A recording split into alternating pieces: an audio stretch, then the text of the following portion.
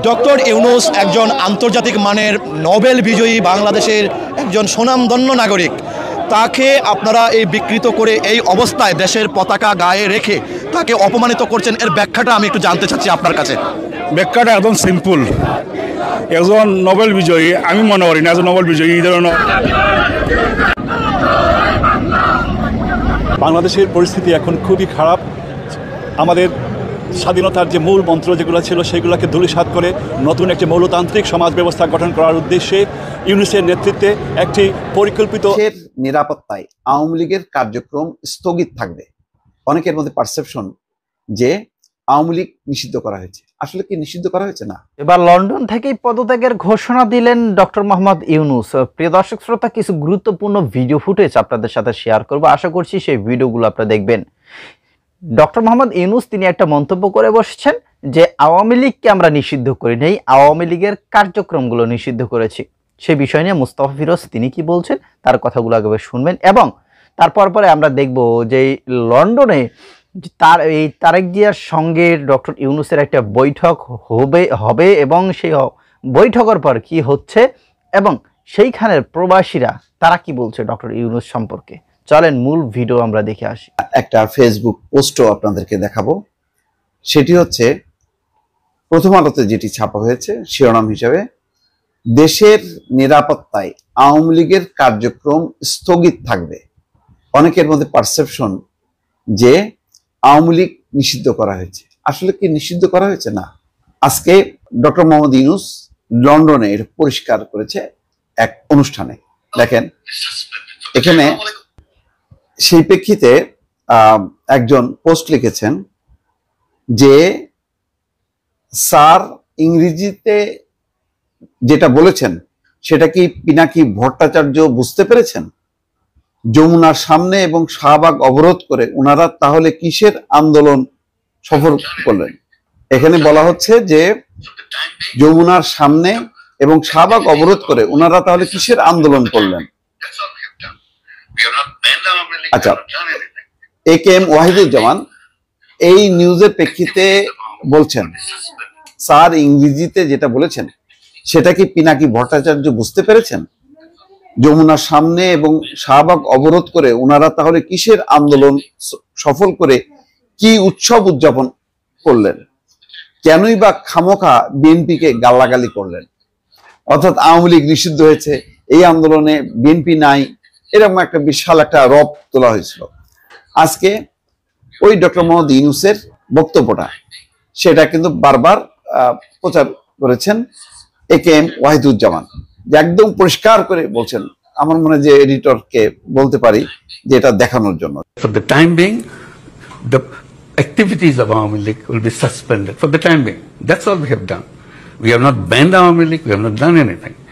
যে মূল খবরে আসি, খবরটা হচ্ছে এই যে দেশের নিরাপত্তায় আওয়ামী লীগের কার্যক্রম স্থগিত থাকবে। লন্ডনে অধ্যাপক ইউনূস আওয়ামী লীগকে নিষিদ্ধ করা হয়নি উল্লেখ করে প্রধান উপদেষ্টা অধ্যাপক মোহাম্মদ ইউনূস বলেছেন, দেশের নিরাপত্তা, দেশের রাজনীতির নিরাপত্তার স্বার্থে নির্দিষ্ট কিছু সময়ের জন্য আওয়ামী লীগের কার্যক্রম স্থগিত থাকবে।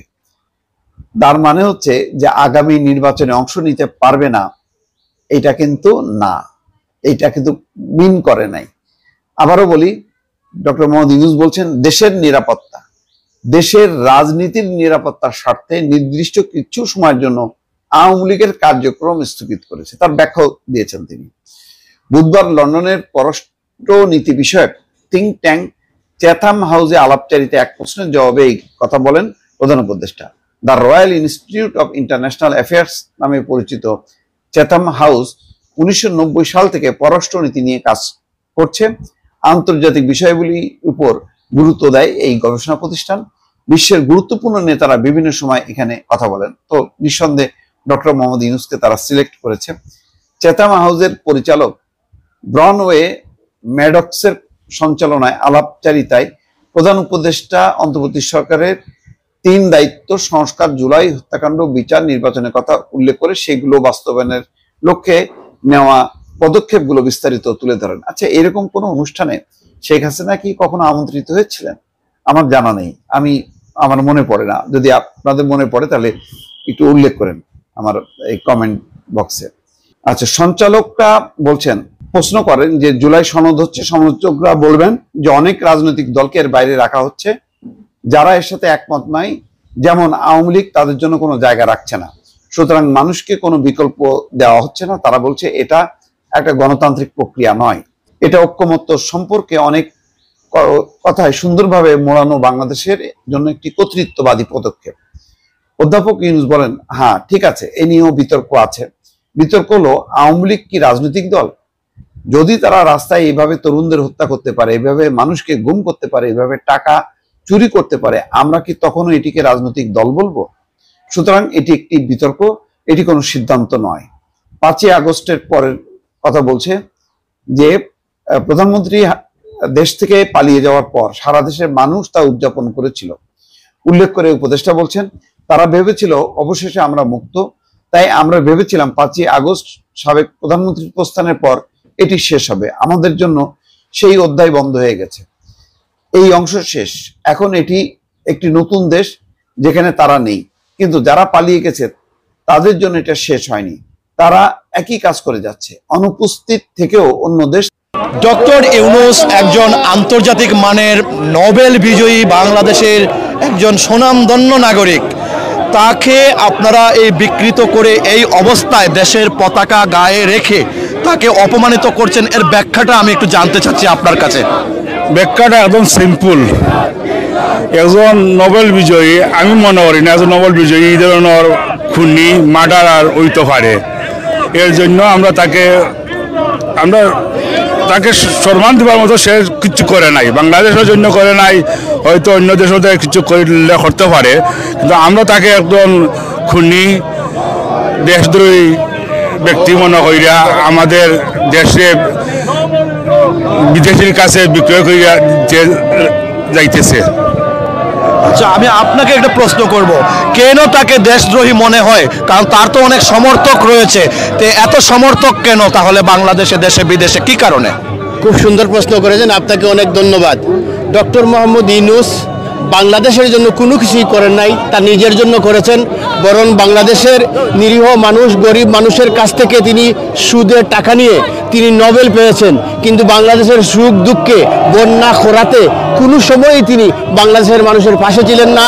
মেটিকুলাস ডিজাইনের ভিতর দিয়ে 5ই আগস্ট বাংলাদেশের স্বাধীনতাকে ধ্বংস করার ষড়যন্ত্রে বাংলাদেশের নির্বাচিত একটি সরকারকে তিনি মেটিকুলাস ডিজাইন করে হত্যাকাণ্ডের ভিতর দিয়ে, অনেক রক্তের হুলিকোলার ভিতর দিয়ে একটা নৈরাজ্য অবৈধভাবে ক্ষমতা দখল করেছেন। তিনি অবৈধ ক্ষমতা, এই বিষয়গুলো আমাদের জানা আছে। আমার আজকের প্রশ্নটা হচ্ছে, এই যে এখানে ডক্টর শামসুল হক চৌধুরী সাহেব, আপনাকে আমি একটা প্রশ্ন করব।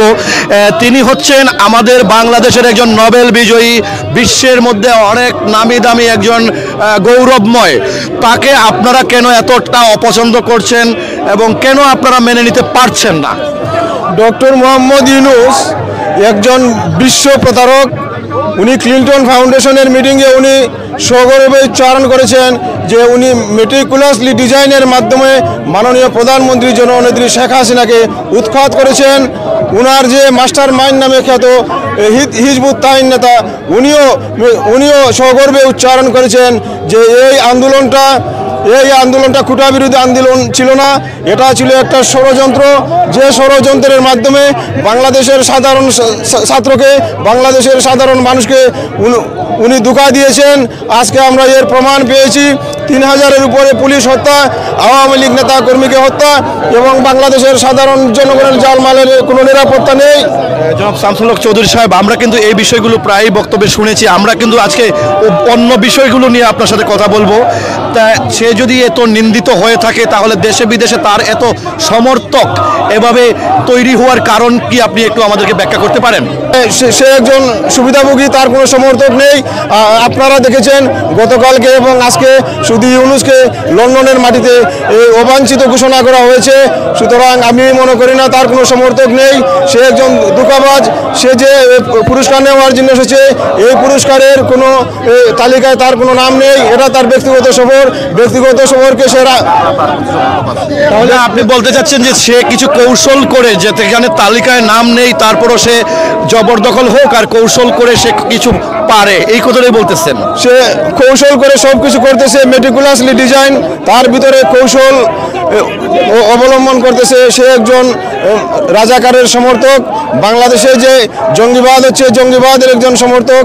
আমরা মনে করি এই জঙ্গিবাদকে রুখতে দেশে এবং প্রকাশে যুক্তরাজ্য আওয়ামী লীগের নেতৃত্বে যুক্তরাজ্য সাধারণ জনগণ ডক্টর ইউনূসকে অবাঞ্ছিত ঘোষণা করছে যুক্তরাজ্যের মাটি থেকে। ধন্যবাদ আপনাকে। আমি এখন জানতে চাইবো ভাইয়া, কি নাম আপনার? মিজানুর রহমান। আপনি কি নাম আপনার? মিজানুর রহমান। আপনি একজন প্রধান উপদেষ্টার প্রেস সচিবকে ডাস্টবিনে আপনি এভাবে, আর এটা কি, উনি কে? উনি হচ্ছেন মোহাম্মদ ইউনূস। ডক্টর মোহাম্মদ ইউনূস, একজন নোবেল বিজয়ী, একজন সম্মানী বিশ্ববিখ্যাত মানুষকে আপনি এভাবে ডাস্টবিনের সাথে তুলনা করলেন, এর ব্যাখ্যা চাই কি কারণে আপনি এটা চাচ্ছেন? আসলে দেখুন, এটা আমি এখানে এসে পেয়েছি। এই ডাস্টবিনটা গতকালকে আপনারা দেখেছেন, যখন ইউনূস এই লন্ডনে এসেছিল তখন তার হোটেলের সামনে প্রবাসী বাংলাদেশিরা এবং আওয়ামী লীগের নেতৃবৃন্দরা সেখানে উপস্থিত হয়েছিলেন তাকে প্রতিরোধ করার জন্য। আমরা সেখানে দেখেছি রাস্তার পাশে ভাবে ডাস্টবিন রাখা হয়েছিল। আমি আসলে জানি না কারা এই ডাস্টবিনগুলো রেখেছে, আমার পছন্দ হয়েছে সেজন্য এটা আমি হাতে নিয়েছি, কারণ এই শফিক এই ডাস্টবিনের রাস্তা সেই দেখিয়ে দিয়েছে। সেজন্য এখানে প্রবাসী বাংলাদেশিরা তার উপর অত্যন্ত ক্ষুব্ধ। এই জন্য এর বহিঃপ্রকাশ হিসাবে আমি দেখতে পাচ্ছি পার্লামেন্টের সামনে যুক্তরাজ্যে এই ডাস্টবিনগুলো প্রায় জায়গায় আপনি দেখবেন ডাস্টবিনগুলো এখানে রাখা। সো আমি এটা দেখে আমি নিজেও এখানে ময়লা ফেলেছি, অনেকেই ময়লা ফেলেছেন, এতটুকু আমি বলতে পারি। ধন্যবাদ আপনাকে। ভিউয়ার্স, আসলে আমরা কিছুদিন আগে দেখতে পেয়েছি সাবেক প্রধানমন্ত্রী শেখ হাসিনার ছবি লাগিয়ে বাংলাদেশের প্রেস সচিব, তিনি মানে বাংলাদেশের প্রধান উপদেষ্টার প্রেস সচিব ডাস্টবিনে সাবেক প্রধানমন্ত্রী শেখ হাসিনার ছবি লাগিয়ে তিনি ডাস্টবিন উদ্বোধন করেছিলেন। আজকে বিলেতে আমরা দেখতে পাচ্ছি যে একজন নোবেল বিজয়ী, আন্তর্জাতিক মানের, যারা মানে অনেকেই বলে থাকেন তিনি অনেক বিখ্যাত, তো আমাদের জানা মতো তিনি অতীতে কি বাংলাদেশের জন্য করেছেন আমরা একের পর এক সোশ্যাল মিডিয়াতে বিস্ফোরক মন্তব্য। প্রিয় দর্শক শ্রোতা, অবশ্যই আজকের এই ভিডিও সম্পর্কে মতামত কমেন্টে লিখবেন। লন্ডন প্রবাসী আওয়ামী লীগ তারা চাচ্ছে যে প্রধান উপদেষ্টা ডক্টর ইউনূস তিনি পদত্যাগ করুন আজকে এই মুহূর্তে, মানে যখন থেকে তারা দেখেছে যে ডক্টর ইউনূস লন্ডনে প্রবেশ করেছে ঠিক তখন থেকেই ডক্টর ইউনূসের তারা পেছনে লেগে আছে যে কোনো অবস্থাতেই এই ডক্টর ইউনূসকে আর ক্ষমতায় রাখা যাবে না। এদিকে গুঞ্জন উঠেছে এবং এটাই সত্যি হতে পারে যে ডক্টর ইউনূস তারেক জিয়ার সাথে বৈঠক করছে এবং একটি সমঝোতার মধ্যে তারা আসতে চাচ্ছে। এবং আমরা সর্বশেষে জানতে পেরেছি প্রধান উপদেষ্টার সাথে যুক্তরাজ্যের প্রধানমন্ত্রী তিনি বৈঠক করছেন না এবং পুরো লন্ডন সফর জুড়েই শুধু তার ব্যর্থতা আর ব্যর্থতা, এই ব্যর্থতার ভার নিয়েই তিনি বাংলাদেশে ফিরে আসবেন। তো যাই হোক, সেখান থেকেও তিনি পদত্যাগ করতে পারেন এমনটাই শঙ্কা করা যাচ্ছে। আপনাদের মতামত কি সেটা কমেন্টে জানাবেন। আশা করছি ভালো থাকবেন। ধন্যবাদ।